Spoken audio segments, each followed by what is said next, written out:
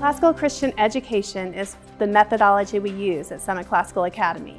And that is because we feel it's the best way to teach children, and it teaches them with their developmental stages.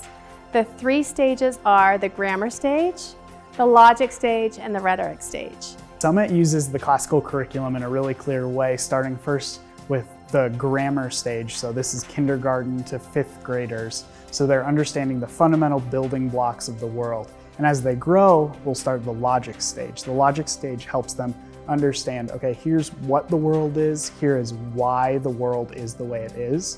And then as Summit grows, as our students grow up, we're going to move on to the rhetoric stage in high school. This is where they're taking what is it, what the world is, why the world is, and they can express that themselves so that they're not only being able to understand, take in information, but actually help those around them understand what and why the world is.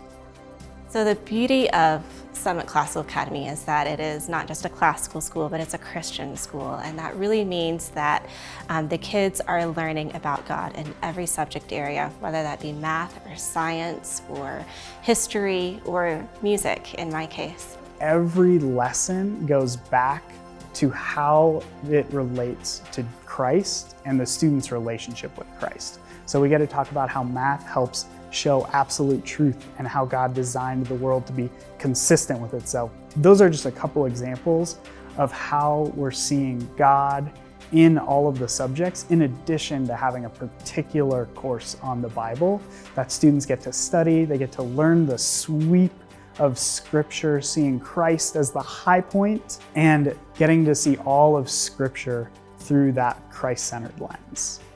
Another thing we do is we do bring parents into this, in that parents always know what's being taught.